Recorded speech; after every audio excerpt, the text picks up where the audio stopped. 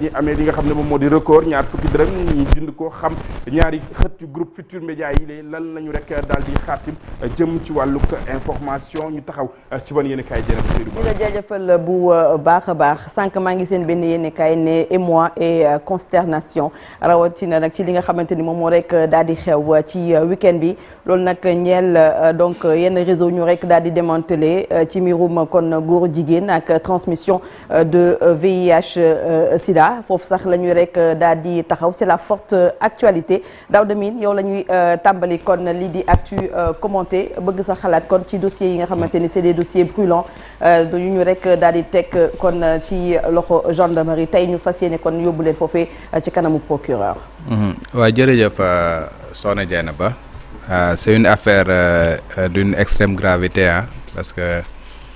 tey bu fekkee ne ni dañ nekkoon. di laam-laamee affaire yu góor jigéen ba débat bi nga xamante ne moo fi taxawoon sur la criminalisation des na lay koy wax sax des actes contre nature de l'homosexualité ça a été un débat tey lii nga xamante ne dafa ñëw non seulement côté orientation sexuelle ak affaire yam da nga koy bàyyi mais c'est plus grave parce que dafay dem ba nekk une question de na lay koy wax sax de santé publique parce que ñu nga xamante ne nee nañ dañoo am ñaari tur yi am feebar muy sida ba pare di ko transmettre volontairement à des personnes ñu nga xamante ne peut-être xamuñu woon ni ñoom ils étaient infectés ñoo xamante ñoom seen bopp dañ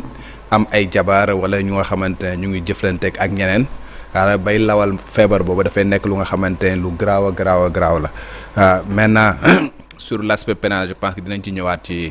ci jàngat bi pour expliquer un tout petit peu les incriminations yi nga xamante ne ñoom la ñu wax ne ñoom lañ teg ci seen kaw ak peine yi nga xamante ne ñoom la ci sunu loi yi teg loolu dinañ ci ñëwaat mais man fi ma bëgg a taxaw rek moom mooy tey jii sur véritablement la prise en charge parce que aujourd'hui c'est des gens yu nga xamante ne ñu ngi ci loxo yoon gendarmerie su paree na leen jébbal tey ki nga xamante ne moom mooy le procureur de la République njortu nañ que ni buñ ko jébbalee procureur da ci ubbi information judiciaire te yu mel ni lu ci bëri dañ leen di placer sous mandat dépôt léegi nga placer leen sous mandat dépôt c'est des gens yi nga xamante ne sur les 12 yi nga xamante ne nee nañ jàpp nañ leen 8 yi confirmé nañ que ni dañ am jàngoro ji nga war leen yóbbu en milieu carcéral ñu fekk fa ay ñeneen ñu nga xamante ne c'est des détenus ban prise en charge la ñuy def en milieu carcéral ba nga xamante ne fexe ba du law ci biir kaso bi xam nañ promiscuité bi nga xamante ne moom moo nekk ci kaso bi xam nañ ni sunu kaso yi c'est des kasos qui sont bondés de monde ñooñu noonu nga yóbbu leen par exemple en milieu carcéral quelles sont les dispositions qui vont être prises véritablement par l'administration pénitentiaire par les autorités ba fexe ba nga xamante ne loolu bu demee ci biir du law man c'est la question que je me pose et je pense que c'est une question bu nga xamante ne war nañ koo jël en charge dans le cadre véritablement de li nga xamante ne mu autorité yi war a jël comme mesure. merci beaucoup lu jëm ci wàllum wax nga ko justice ak lu jëm ci mooy lu jëm ci transmission volontaire u VIH bi dinañ ko waxtaanee donc tout à l'heure ci jàngat bi Cheikh. Ah bon, je pense que Daouda wax na ko lii moom c'est un scandale sanitaire su ñu tegee fële sax mbirum góor jigéen bi mais déjà sur le plan sanitaire c'est mënoo ko qualifier quoi parce que quand on parle de contamination volontaire du virus du sida nga am ko ba pare di ko wàlle loolu lu doy waar la mais en l'état actuel de la situation yu mel nii su amee tamit on aurait aimé procureur génn maanaam exposer ñu situation bi telle qu'elle est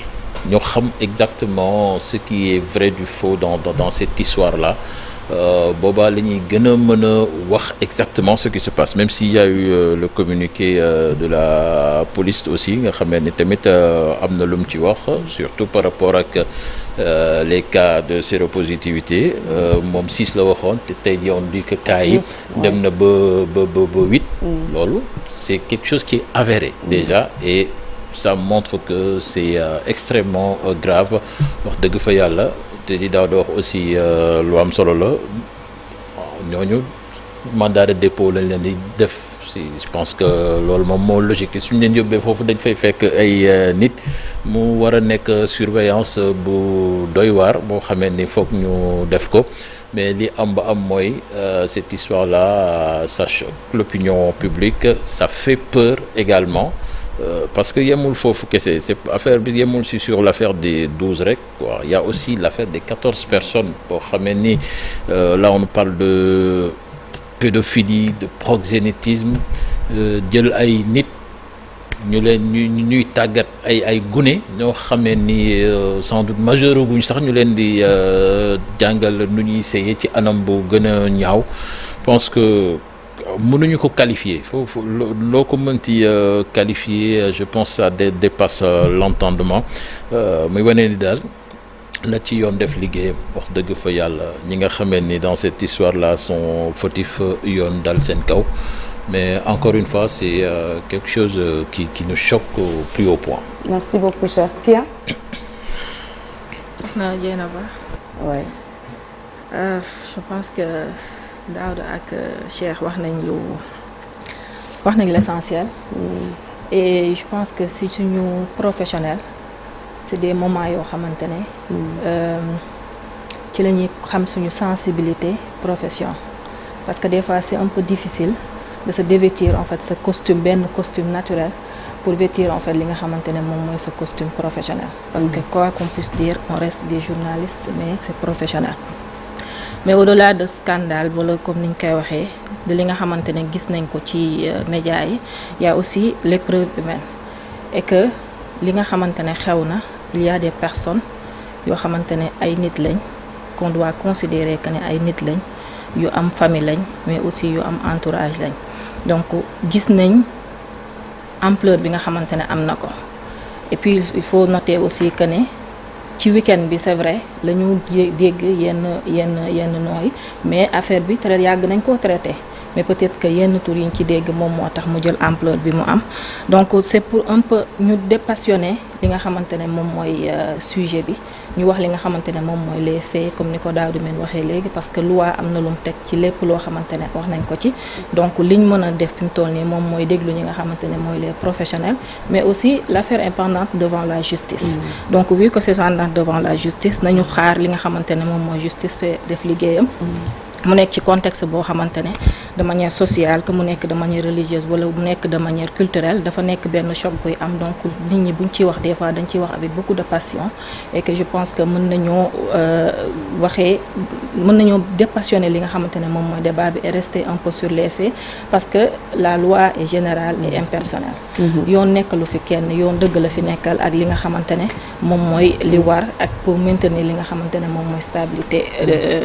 stabilité réew mi. Donc à ce stade li ñu war a def moom mooy suivre li nga xamante ne moom mooy le droit bañ a dugg ci des choses personnelles soxna Dieynaba.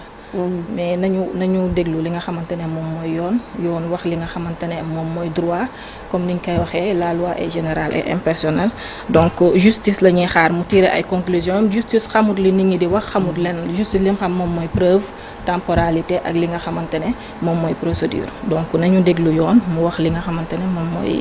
moom mooy droit incha allah. Oui. Chérif. Diana ba jërëjëf xam nga sujet yi moom day sujet yu complexe déjà même suñ société ni ñu koy traité moom moo waral coow li jox na kii wax na ko déjà c'est un peu gênant sax d'en parler parce que sujet la boo xamante ni surtout bu ñuy waxu borom ñaari tur yi ak yu ni mel ab société bi nangu ko. moo tax ces dernières années gis nga bu ñu fi waxee sax criminalisation wala coow li mujjul passion boobu c'est normal parce que notre société fii ci Sénégal nangu ko diine yi fi nekk yi fi gën a ràññeeku aussi mu ngay jullit wala ngay catholique également day diine yoo xamante ni doon koo sip ba tax na kon bu amee ça efface tout. Vous avez vu ce week-end là bien sûr que président bi mi ngi def tournée quelque part au Sénégal, vous avez vu le premier ministre, des opposants sont à l'intérieur du pays, mais sujet boo xoolee à la une des journaux dafa nekk au devant de la scène parce que bien entendu day loo xamante ni ça pose un problème. Donc au-delà de l'aspect judiciaire côté santé bi pour man moo ci gën a am solo et loolu lañ war a gën a mën a taxaw parce que déjà bu ñu wax jàngoro ji ñu wax ak virus bi ñu wax Sénégal quand même daf ci defoon ay efforts ces dernières années depuis 40 ans parce que benn jour rek bi ñu fi wax le professeur Souleymane bu wax liggéey bi nga xamante ni déjà defoon nañ ko fii ñu am fii un service maladie infectieuse bu am solo boo xamante également ci wàllu traitement bi dañ ciy góorgóorlu Sénégal boo xoolee sax ci dëkk yi nga xamante ni taux bi fii la gënoon a faible parce que justement doon nañ ci am ay partenaires yu leen ci doon jàppale même si gis nañu américains yi ñu ngi commencé reculer donc bu fekkente ni tout d'un coup on nous parle comme ay nit yoo xamante ni dañuy dund ak genn jàngoro di ko wasaare ci réew mi loolu foofu la inquiétude bi gën a nekkee et ba tax na pour man li gën a am solo te daaw min wax ko mooy comment prendre en charge ñi nga xamante ni quand même c'est mise en cause parce que jamono ji à stade bi ñu wax daaw moo ma gën a nekk juriste xam na ni on parle de mise en cause et que dañuy respecter li nga xamante ni moom mooy présomption d'innocence bi mais l'aspect sanitaire boobu moom moo gën a am solo parce que yu mel nii bu amee ak ni ñu koy traité ak ni ñu ko waxee xëy na am na ñoo xamante sax li bu doon jamonoy mbas ma parce que mbas la également li di jàngoro sida xëy na mën nañ koo dégg tiit daw mën nañoo kon également di am ay contact yu ñu am ak yeneen doomu aadama et boobaa cas yi day gën a yokk ba nga xamante ni je pense que justice bi mi ngi jël le dossier en main mais ministère de la santé ay psychologue ak képp koo xamante ay borom xam-xam nga également ci wàllu xel je pense que les autorités war nañ leen cee gën a impliqué ba nga xamante ni quand même dinañ mën a freiner cas yi nga xamante ni am na fii ci Sénégal bu ko defee jàngoro ji du fi gën a mën a li ci des nag comme ni mu ko waxee justice bi continuer def liggéeyam quand même ñu dem ci jusqu'au bout ba nga xamante ni lii dina mën a dakk parce que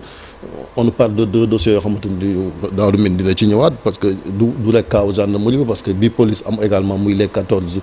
mis en cause également même modus operandi bi lañ wax ni moom la gars yi doon doxalee te loolu bu amee ci réew moo xamante ni amoo doole ku ne xam na ni jafe-jafe ci wàllu wér-gu-yaram gi mi ngi noonu parce que liñ fi am ci budget tal na leneen parce que dëkk bu nekk wala diwaan bu nekk wala nit ku nekk am nga loo xamante ni soxla nga ko te état war la koo jox donc bu dee nag ñi ngi dund cas yi moom ci wàllu wér-gu-yaram day gën a compliqué et day loo xamante ni waajur bu nekk war ngaa tiit. waaw mooy sensibiliser xam nga loolu tiitaange googu oui mais mooy importance su éducation suñu société bi dafa tas. c'est normal parce que ab dëkk buy màgg àdduna di dox jaay na ba il faut que yii mënu ci am mais bu amee rek encore une fois ni ñu koy jëlee en charge mooy ci njaboot yi d'abord mooy éducation yi am na ci ñoo xam ne nag dañoo am jafe-jafe ci wàllu wér-gu-yaram mooy li ma la wax ba te ñooñu aussi il faut qu'on les soigne am na ndem si yàlla professeur Cheikh Ibrahima Niang nekkoon socio-anthropologue yàlla na ko yàlla yërëm defoon na ci étude bu am solo justement ci cas yi nga xamante ni moom la ñuy wax borom ñaari tur yi ak jàngoro yi nga xamante ni moom la ñuy dundee ci wàllu xeel wala tàmm nañ ko mënoon koo bàyyi te loolu bu amee ci société aussi c'est pas des sujets tabous yoo xamante ni dañ koy nës-nësal il faut ñu koy teg ci taabal ji di ko waxtaanee su ko defee ñi ci am ay jafe-jafe ni ñu faj leen mais encore une fois la société n'accepte pas encore une fois ce genre de pratique ba nga xamante ne bu amee wax dëgg yàlla am ku ci nekk la cay sa wàll muy du point de vue judiciaire parce que y a des lois qui sont là yoo xamante ni am na ci ay peines yoo xamante ne min dina ci ñëwaat am na ci yoo xamante ne aussi ça relève du domaine de la santé ba nga xamante ni les spécialistes également ñu impliqué leen ci tout comme des psychologues des sociologues ba nga xamante ni quand même dinañ mën a aar suñu société bi. merci beaucoup Chérif mu nekkoon actu commenté 7h27 jot na ñu ñëw ci beneen ponk léegi un jour au Sénégal un jour dans le monde.